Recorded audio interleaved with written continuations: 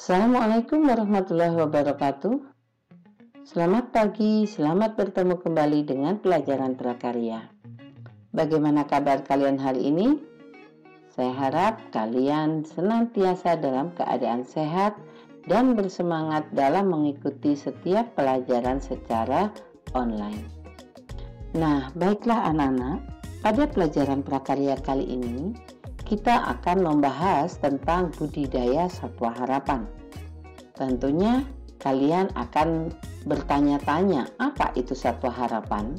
Samakah satwa harapan dengan hewan ternak atau hewan peliharaan? Nah, mari kita ikuti penjelasan berikut ini. Dan jangan lupa untuk kalian siapkan buku paket serta buku catatan kalian. Buku catatannya bisa dimulai pada halaman 76 hingga 94.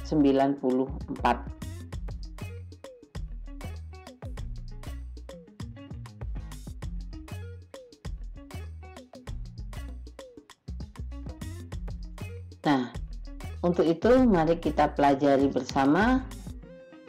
Di sini yang dimaksud dengan satwa harapan itu adalah hewan yang memiliki nilai potensi ekonomi untuk dibudidayakan.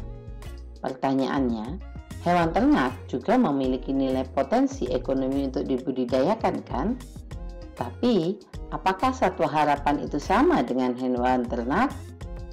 Nah,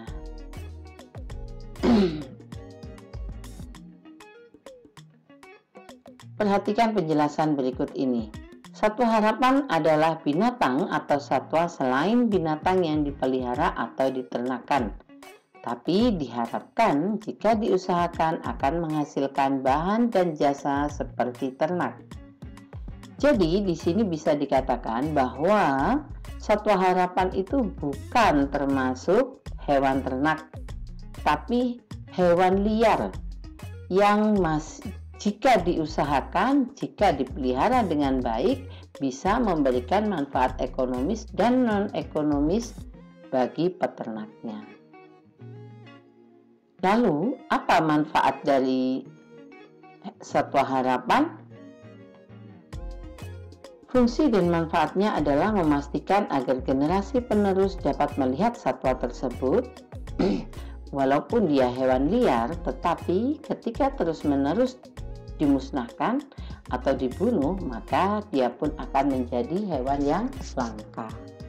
Untuk itu perlu adanya usaha untuk memperkembangbiakan. Satwa harapan itu bisa menjaga ekosistem lingkungan. Kemudian agar dapat memenuhi kebutuhan manusia. Contohnya ulat sutra yang diambil sutranya, lebah madu yang diambil madunya, burung puyuh yang diambil daging dan telurnya, dan masih banyak lagi.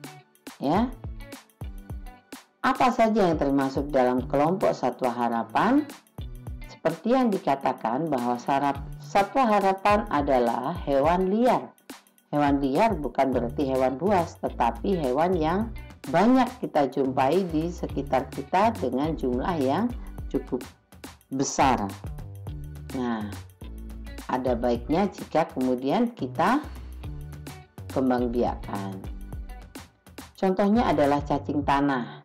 Cacing tanah ini sangat dibutuhkan oleh para penanam bunga, ya, petani bunga, ataupun bisa dipakai untuk makanan ikan untuk memancing. Ada jangkrik untuk makanan burung dan makanan ikan arwana, lebah madu yang diambil madunya, ulat sutra, bekicot, puyuh, dan ular. Wow, ular bisa juga termasuk satwa harapan jika dia dipelihara dengan benar. Nah, Di sini saya akan memberikan satu contoh apa dan bagaimana cara menternakkan atau mengembangbiakan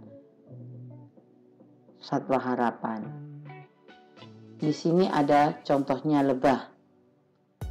Ya, media pembudidayaannya adalah seperti ini. Dibutuhkan kotak-kotak dari kayu.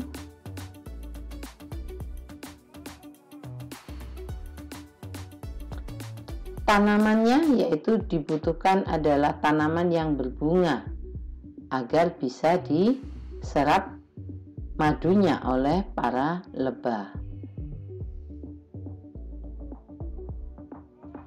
Perkembangbiakannya